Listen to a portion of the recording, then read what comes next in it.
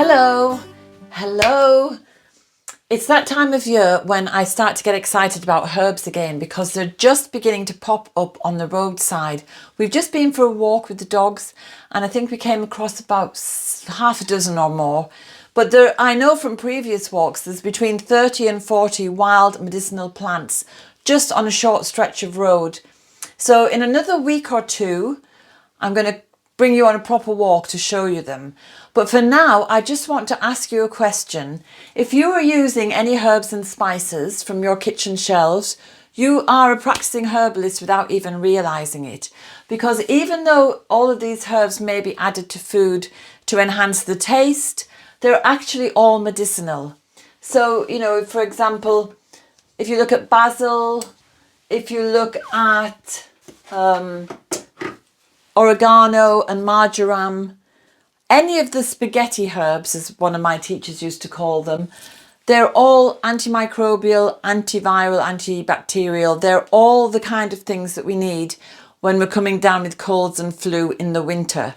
Then we've got, for example, cayenne pepper. And cayenne pepper is amazing for wounds, for bleeding. If you start chopping something up and you slice through your finger, sprinkle some cayenne pepper onto it immediately and the bleeding will stop. And if somebody has a heart attack, throw a half a teaspoon of cayenne pepper down their gullets and they will survive until the ambulance arrives. So excellent, amazing plants and spices, herbs and spices that just have everything you need right here on your kitchen shelves to deal with all kinds of, health issues that anyone in the family might get. So let's have a look at thyme. I think I'm nearly out of thyme. So again, thyme is a brilliant winter remedy, but it's also an antispasmodic. So if somebody has one of those horrible coughs where they just cannot expectorate properly, this will help and also relieve that horrible cramping feeling, those spasms that create the cough. We've got garlic salt.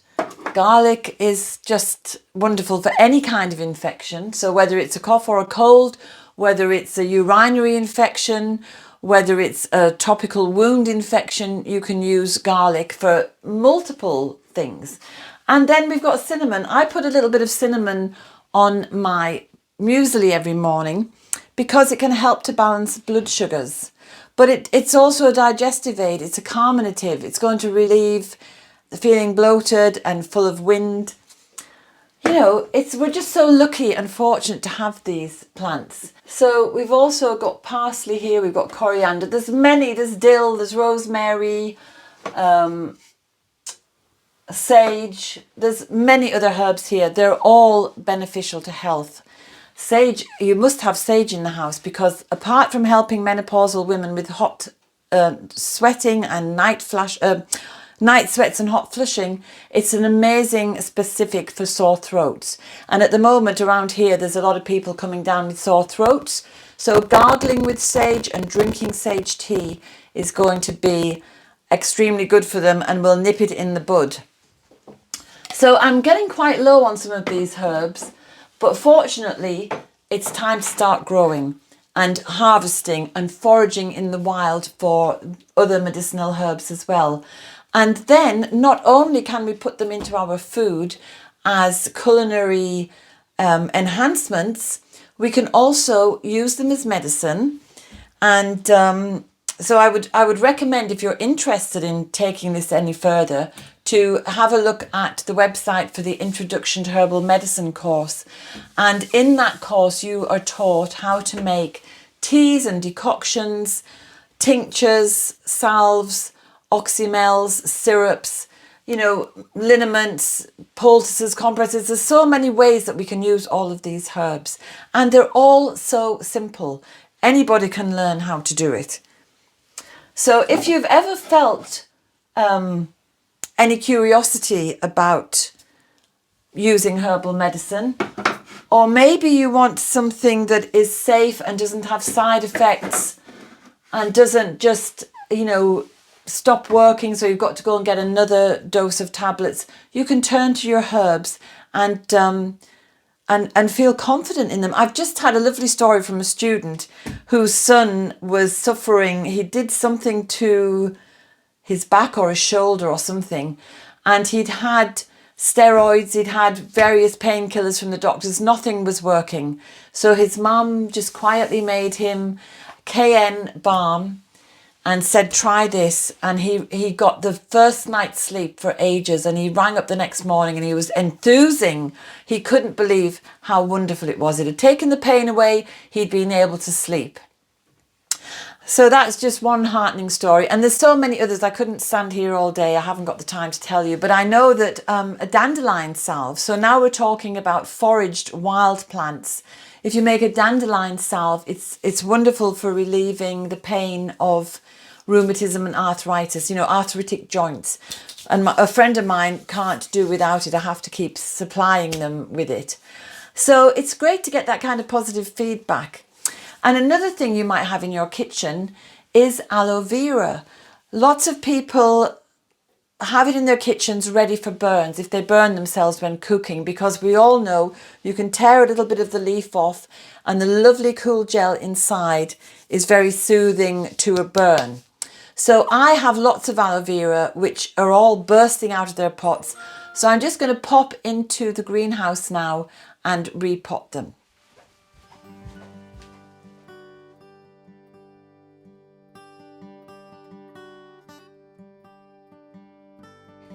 So walking the dogs up the road, I'm always checking to see signs of spring at this time of year and see which plants are coming back. So the bramble leaves are coming out, and look, lots of lovely leaf buds on honeysuckle, which is a great plant for viruses, colds and little things like that. And it's also reputed to be a wonderful aphrodisiac, so you may want to collect some honeysuckle flowers for the bedroom. Primroses are beautiful to see, but there's nettles coming up now, and the cleavers are just making an appearance. So even though it's quite cold and miserable and grey, the herbs are coming back. The medicinal plants are making a return. Even the dandelions. It's always a pleasure to see the dandelions because they are just so healing and so useful and beneficial for us. I don't think there's any cures in daffodils, but they're just good for the senses. They're good to see. They do perk things up on a grey day. There's more cleavers. You've got to look under the hedges. You've got to look. Some things are so small that you won't see them unless you really look. It's like red clover, for example, will be coming out soon, and they'll start off like tiny little shamrock plants. And we won't see red clover for a while now, but it does cover this green strip in the middle of the road. And the hawthorn as well will be in full flower by May. And of course, that is an extremely beneficial medicinal plant. On some of the beaches here, we get certain plants like sea spinach, which is this here. We're waiting for some new leaves because these are really tough and rubbery.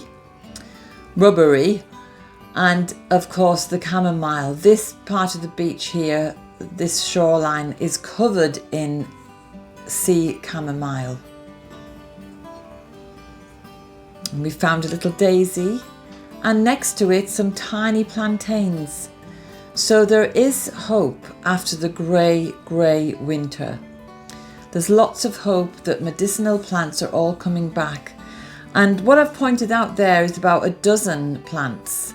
So you can imagine what this roadway is like in the summer, at the height of summer, when all the medicinal plants are shining out in their beauty and potency.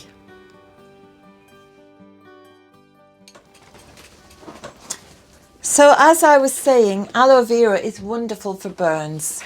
It's also wonderful if you're making skincare because that lovely gel inside is so moisturizing and restorative for the skin. So I've got lots of aloe vera here, and they're all kind of bursting out of their pots now. So I'm going to repot them, and hopefully they'll be more comfortable. And I've got some babies coming up somehow, which is wonderful. If you stop to think about it, we have got plants helping us all the time, and we don't even realise. We just kind of presume that they will. We presume that aloe vera is going to be helpful for burns because it's become commonly used for that. But it's actually, it is a plant, and it's one of, you know, we've only stopped using plants over the last 100 and odd years. Up till then, plants were all we had apart from homeopathy, and a lot of homeopathic remedies are made from plants. And some herbalists, such as Matthew Wood, actually gives his herbal tinctures in minute doses, almost as a homeopathic remedy. So I would just say, I would encourage everybody to reassess plants and to realise that they're our medicine box, our apothecary. They're there to relieve so many of human ailments. And if we use the plants at the first go, at the first instance, often the problem is solved quickly, and there's no need to be going into more serious complicatory kind of situations, complicated situations. So it's just wonderful to be back out here and hands in the soil and working with plants after winter. So I think I'm going to break this up and get the main plant out, and then I can do something different with the babies. So there we go. I'm going to pop this in like that. So I'm going to put it in sideways. So what I want to tell you about aloe vera, it is an amazing remedy for burns. If you're cooking yourself and you get a scald, or you touch a hot pan or something, or a hot plate, but there's more to it than that. It's a wonderful digestive aid. And again, it's going to prevent flatulence and bloating. But people tend to take the juice, the aloe vera juice, just to soothe the whole system, to relieve any inflammation and problems like that. And it is a carminative, so again, it is going to help with the digestive process as well. It's also good for people who are struggling to regulate their periods. So if some young girl, for example, is having problems establishing a regular cycle, so she's missing some and then they're coming and going, aloe vera is very helpful in that situation as well. So, you know, plants have more than one. You see, human beings, we have this expert mentality that people have to be excellent and brilliant at one thing, which really narrows your life experience. It'd be nicer to be good at lots of different things. You don't have to be an expert. And plants are the same. They do many, many different things. They don't just do one thing for us. So your aloe vera will help you with burns, help to regulate periods, also helps the digestive system. And so when you find that out about all the different plants and you realise they just have so many benefits, what is not to love about them? It's a win-win. It's a no-brainer. It's just common sense.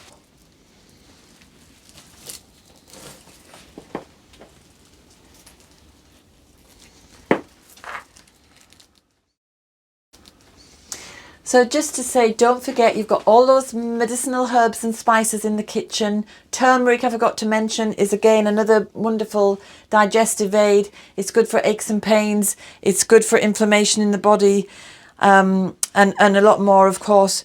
But if you do want to investigate herbs for medicine, take a look at the Introduction to Herbal Medicine course. And if you have any questions, just get in touch by email. And I'm going to get on with this and then finish the little babies off, and I'll see you next week.